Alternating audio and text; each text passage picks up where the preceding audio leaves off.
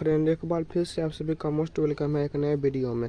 जैसा कि आप जानते हैं कि हम इकोनॉमिक्स में चैप्टर 1 को ख़त्म कर चुके हैं, जिसका नाम था अर्थव्यवस्था एवं उसके विकास का इतिहास। और इसके बाद आता है चैप्टर 2, जिसका नाम है राज्य एवं राष्ट्र की आय। और इस वीडियो में क्या करेंगे, इसमें सबसे पहले आता है इस वीडियो में क्या क्या करेंगे, वस्तुनिष्ठ प्रश्न देखें इसका, और लिखित स्थान की पूर्ति करें, और सही और गलत की पहचान करने वाला, और संक्षिप्त रूप को पूरा करने वाला, और लघुत्तरीय प्रश्न। इसी कारण यह वीडियो लंबा हो सकता है, तो आप धैर्य रख के देखिएगा वीडियो को। और ये सभी प्रश्न आपके एग्जाम के लिए बहुत ज़्यादा इंपॉर्टेंट है।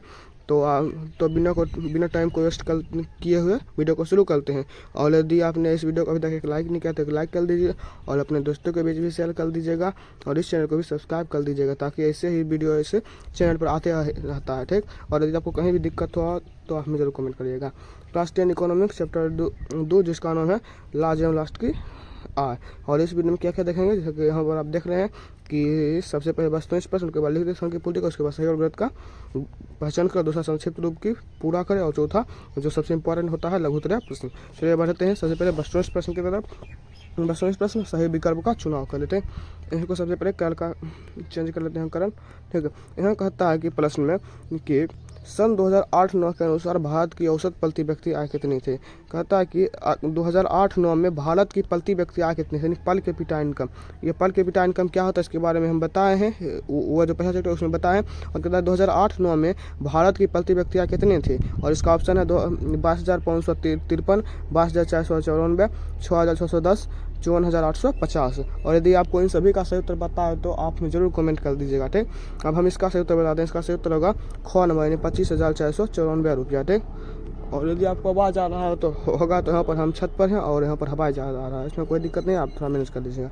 और दूसरा है इसी का ऑब्जेक्टिव का कि भारत में वित्तीय वर्ष कहा जाता है। इसका ऑप्शन है 1 जनवरी से 31 दिसंबर तक, 1 जुलाई से 30 जून तक, 1 अप्रैल से 31 मार्च तक, 1 सितंबर से 31 अगस्त तक, ठीक। और इसका सही उत्तर होगा, इसका सही उत्तर क्या होगा, 1 अप्रैल से 31 मार्च तक, ठीक। और यहाँ पर ये तक 2 बार लिखा है। और सबसे जरूरी बात, इसका PDF जो आप जरूर ले लीजिएगा, जिसका लिंक डिस्क्रिप्शन बॉक्स में दिया गया है, आप वहाँ से जरूर ले लीजिएगा।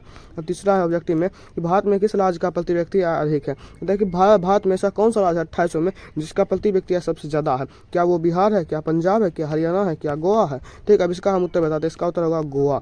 बिहार में नहीं, भारत में सबसे प्रति व्यक्ति आय जो अधिक राज्य है वो है गोवा, और सबसे कम कौन है, अपना बिहार, ठीक। अब देखते हैं 4 नंबर प्रश्न कहता है कि बिहार के किस जिले का प्रति व्यक्ति आय सर्वाधिक है। बिहार में भी किस जिले का प्रति व्यक्ति आय सर्वाधिक। यहाँ देखिए कि राज्य में बिहार का सबसे कम है, और यहाँ पर कहता है कि बिहार में किसका सर्वाधिक है, पटना, गया, शिवहर, नालंदा, ठीक। और इसका सही उत्तर होगा ऑप्शन नंबर को, यानी पटना का प्रति व्यक्ति सबसे अधिक है, और सबसे कम किसका है, शिवहर का है सबसे कम। अगर राज्य में बात करें तब राज्य के अंदर जिला।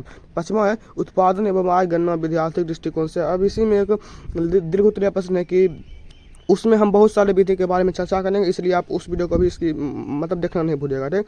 और यहाँ पर इसका ऑप्शन है सहज, वैज्ञानिक, व्यवहारिक, तीनों। क्वेश्चन क्या कहता है, क्वेश्चन क्या फिर करते हैं। उत्पादन एवं आय गणना विधि आर्थिक दृष्टिकोण से। उत्पादन और आय जो गणना विधि है, इससे जो लास्ट ईयर का मौका देता है, यह कैसा है, सहज है, वैज्ञानिक है, व्यवहारिक है, और ये तीनों है, ठीक। इसका उत्तर क्या होगा, तीनों, नियुक्त तीनों, इसका आंसर सही होगा, ठीक। अब चलिए बढ़ते हैं किसके तरफ, लिखित स्थान की पूर्ति करने वाला प्रश्न की तरफ। और लिखित स्थान वाला पूर्ति करने वाला प्रश्न आपके एग्जाम में पूछ दिया जाता है ऑब्जेक्टिव के ही तरह, है। अब यहाँ पर इसमें 5 प्रश्न है, कहता है लिखित स्थान की पूर्ति करें। इसमें पहला है बिहार की, जहाँ पर घेरा होगा वहाँ पर होगा लिखित स्थान, समझिए, लेकिन हम भर दिए हैं क्योंकि आपको जब नोट्स देंगे तो उसमें कोई दिक्कत नहीं हो रहा है। कहता है कि बिहार की 10% आबादी गरीबी रेखा के नीचे गुजर बसर करती है। बिहार कहता है कि बिहार की कितनी प्रतिशत आबादी जो है वह गरीबी रेखा के नीचे गुजर बसर करती है, यानी गरीबी रेखा किसे कहते हैं, इसके बारे में हम एक शॉर्ट वीडियो बना दिए हैं, वो एक दूसरा चैनल है, वहाँ पर आप जाके देख सकते थे। दूसरा है इसी में उत्पादन आय एवं डैश एक चक्रीय समूह का नाम कहता है। उत्पादन आय और क्या है, जो एक चक्रीय मतलब ये दोनों घूम कर फिर एक ही जगह पर आ जाता है, ठीक है। इसका आंसर क्या होगा, आंसर नहीं यहाँ लिखते समय भराएगा व्यय, यानी उत्पादन आय एवं व्यय एक चक्रीय समूह का निर्माण करता है। अगर इन तीनों को एक तरह सजा दिया जाए तो ये तीनों चक्रीय समूह का निर्माण करेंगे। किस तरह, चक्रीय समूह, ये दोनों घूमते रहेंगे। अब तीसरा है राष्ट्रीय आय में वृद्धि होने से प्रति व्यक्ति आय में क्या होता है। अगर किसी देश की राष्ट्रीय आय में वृद्धि होगा तो उसका प्रति व्यक्ति आय पर क्या असर पड़ेगा, ये ऑब्जेक्टिव के लिए बहुत ज़्यादा इंपॉर्टेंट है। क्या होगा इसका आंसर, यानी लिखते समय क्या बढ़ेगा, वृद्धि, यानी राष्ट्रीय आय में अगर वृद्धि होता है तो उसका प्रति व्यक्ति आय में भी वृद्धि होगा। और चौथा नंबर है कि राष्ट्रीय आय आय एवं प्रति व्यक्ति आय में वृद्धि होने से जस की क्रिया पूरी होती है। यदि राष्ट्रीय आय में वृद्धि होगा तो प्रति व्यक्ति आय में वृद्धि होगा, और इनसे क्या होगा, इससे क्या होगा, विकास होगा। ये तो आपको सभी को पता है। यदि किसी देश का राष्ट्रीय आय बढ़ रहा है तो उसका प्रति व्यक्ति आय बढ़ रहा है, तो इसका मतलब है कि वह देश विकास कर रहा है, वह देश आगे बढ़ रहा है। 5वां है, बिहार में 2008-9 के अनुसार कुल घरेलू उत्पाद कितना था। ठीक, इससे पहले हम पढ़े थे 2008-9 के अनुसार सकल घरेलू उत्पाद, और हम कहता है कुल घरेलू उत्पाद 10% होगा। इसका क्या उत्तर होगा, 11.03% होगा। ठीक, अब यहाँ पर हमारा खत्म होगा लिखित प्रश्न की पूर्ति करने वाला प्रश्न, और इसका PDF लेकर आप जरूर देख लीजिएगा। ठीक, अब चलिए बढ़ते हैं संक्षिप्त रूप पराशत होगा, नहीं तो नहीं, यहाँ पर सही और गलत का कथन का पहचान, कौन सही है कौन गलत, इसका पहचान करने के लिए पहला कहता है कि राष्ट्रीय आय एक दिए हुए समय में किसी अर्थव्यवस्था की उत्पादन शक्ति को मापती है। राष्ट्रीय आय जो है एक दिए हुए समय में कोई भी अर्थव्यवस्था है उसमें जितना उत्पादन करता है उसकी शक्ति को मापती है। ये बात सही है, ये बात सही है। अब दूसरा देखते हैं, दूसरा कहता है कि उत्पादन आय एवं व्यय चक्रीय सम का निर्माण नहीं करती। यहाँ पर देखिए कि निर्माण करती है, कहाँ है, यहाँ पर कहाँ है, निर्माण करती, हाँ यहाँ पर देखिए निर्माण करती है। ठीक, लेकिन यहाँ पर कहता है निर्माण नहीं करती, इसका मतलब ये सीधा गलत है। पहचान क्योंकि पीछे था कि ये करती है, लेकिन यहाँ पर नहीं करती है। ठीक, अब तीसरा है कि भारत की प्रति व्यक्ति आय अमेरिका से बिल्कुल अधिक है, नहीं है, सीधा बात आप जानते हो, क्योंकि अमेरिका विकसित देश है और हमारा भारत जो है वो विकासशील देश है, इसीलिए गलती होगा। इसका मतलब इसका प्रति व्यक्ति आय कम होगा। अब चौथा है कि दादा भाई नौरोजी के अनुसार 1968 में भारत की प्रति व्यक्ति आय 20 रुपया थी, बिल्कुल सही बात है।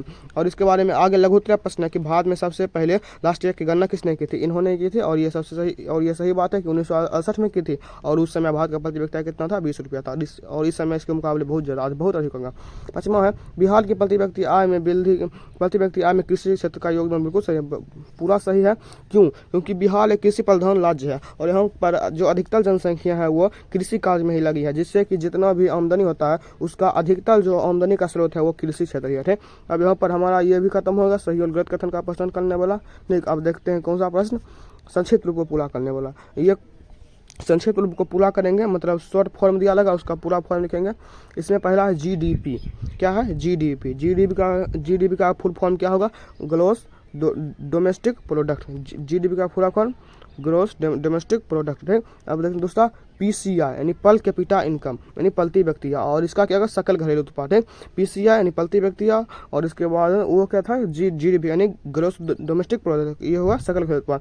अब तीसरा है NSSO, इसका क्या होगा, National Sample Survey Organisation, National Sample Survey Organisation. ठीक, अब चौथा है CSO का क्या होगा, सेंट्रल स्टैटिस्टिक्स ऑर्गेनाइजेशन, और यही भारत में गणना करती है किसकी, नहीं इसके बारे में आगे लिखा गया है, यहाँ पर हम भूल गए हैं, आगे बता देंगे। यही गणना करती है भारत में, कोई चीज़ है उसकी गणना करते, लेकिन अभी याद नहीं आ रहा। ठीक है, और इसका क्या होगा, केंद्रीय सांख्यिकी संगठन।